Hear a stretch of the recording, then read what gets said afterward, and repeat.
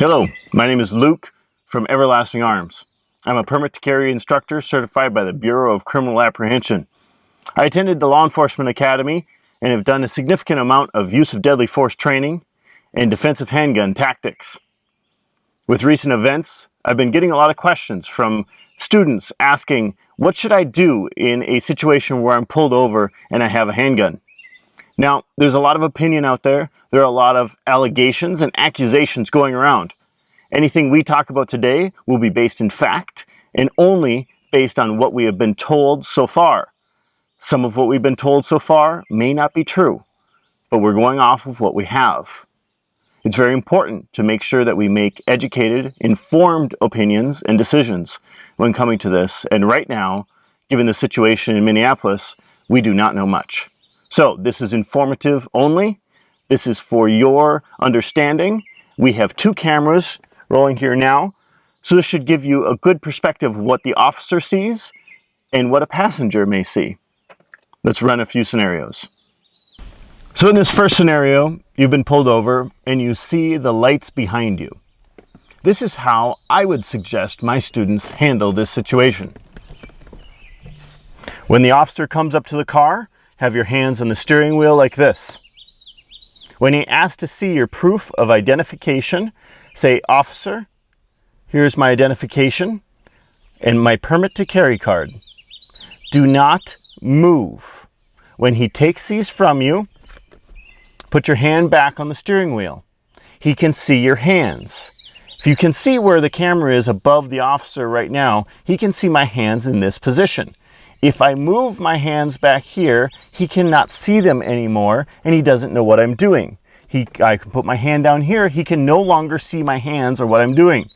Keep your hands on the steering wheel at 10 and 2 and wait for his command. Now, an officer does not have a right to disarm you if you have not committed a criminal act. But let's say for this case, you were carelessly driving and you have committed a criminal act, and he would like to remove you from the vehicle. At that point, you would say, "Officer, how would you like me to proceed?" And he will give you instructions, and you do those instructions slowly. If you are going to get out of the vehicle, you would place your hands on the door like this. Say, "Officer, I'm going to open the door with my right hand." And you would reach and open the door slowly with your right hand. As soon as it's clear, keep your hands where the officer can see you and open the car door all the way. And you would get out, keeping your hands where the officer can see you. This is how you properly exit a vehicle to keep yourself from getting shot unintentionally. Next, we're going to run a scenario of how not to handle this situation. You've been pulled over, you see the lights in the rearview mirror. You're saying, "Oh no, I'm going to get a ticket. What am I supposed to do? I'm carrying a handgun. How do I tell him? What am I supposed to do? I can't believe I'm going to get a ticket. Is this going to go on my record? What's going to happen? This is going to cost me money. I don't know what to do." And the officer comes up and says, "Let me see your proof of insurance and ID." You reach like this in your back pocket. Now, understand, the officer can't see anything you're doing from over this way. The passenger can see what you're doing. The passenger knows where it is. How hard is it to get that wallet out of your pocket? And finally get that wallet out of there and bring this up like this. And at this point, you say, "Oh, officer, I have a gun." And he says, "Stop moving." And you say, "I have a gun. Let me get my permit out." What is that officer going to do? Can he see what you're doing? He can't see anything that you're doing right now. And that puts you in a very, very bad situation because that officer doesn't know what you're doing. All he knows is you have a gun and he has to make a judgment call. Are you going to try to pull out a gun, or are you just trying to get at your wallet to bring out the wallet like this to show him? That is how you do not handle an interaction with an officer. We're going to run a few more scenarios here and give you a little bit of an idea of what can happen and what can go wrong.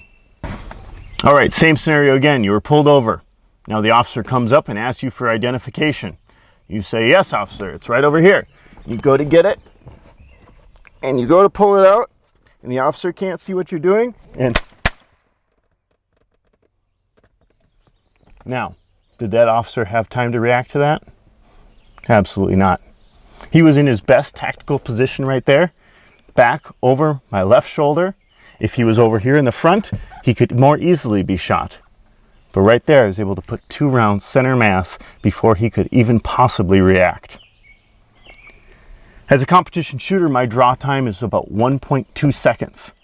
Average officer is going to be about 1.5 to 2.5 seconds. That happened in much less time than that. We have to understand that officers need some time. And so you have to be wise when you are reaching for your permit to carry card or your identification, and do things slowly and do what you're told. Let's run a few more scenarios. Now, in this situation, same sort of thing happened. You were pulled over, but this time the officer stands in front of you. Now, the only advantage that happens here is now the officer can actually see your hands and can see what you're doing here a little bit better. But the problem is that it puts him at a tactical disadvantage, because now he is not over my left shoulder, but I can actually reach out and almost touch him. So some of the things that can happen in a situation like this is I could be pulled over and the officer could be right there, and I go to hand him my driver's license and information, and I also stab him with this knife.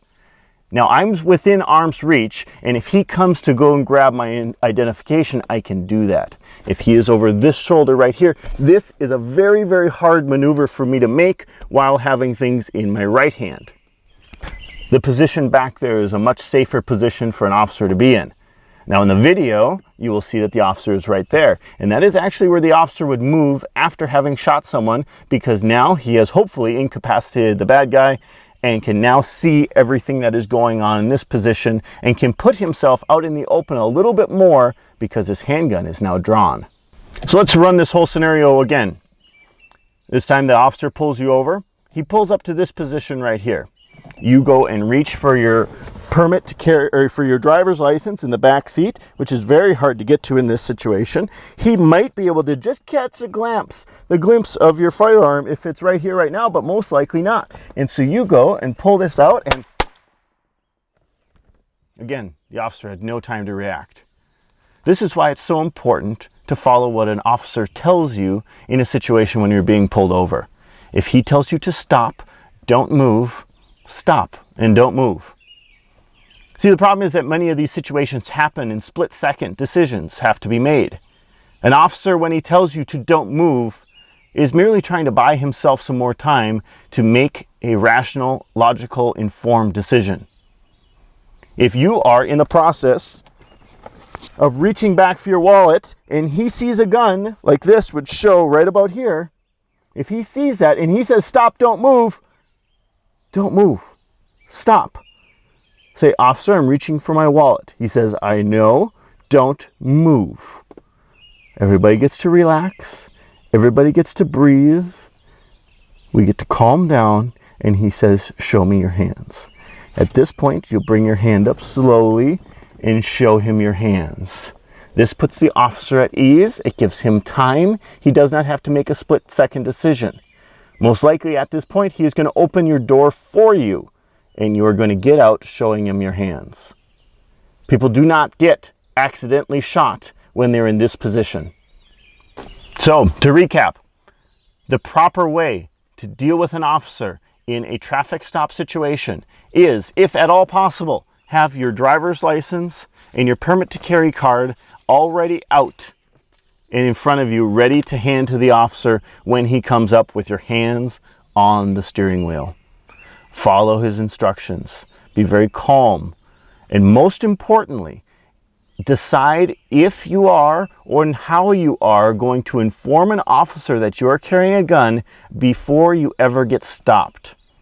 The time to make this decision of how you're going to go about doing it, or if you're going about to do it, is not to be made while you are being stopped and there is adrenaline in your system. You are worried about the ticket you're going to get. Why am I being stopped? Is this going to affect my insurance rates? These are things that are going through your mind, and not the time to decide how you're going to tell an officer that you are carrying.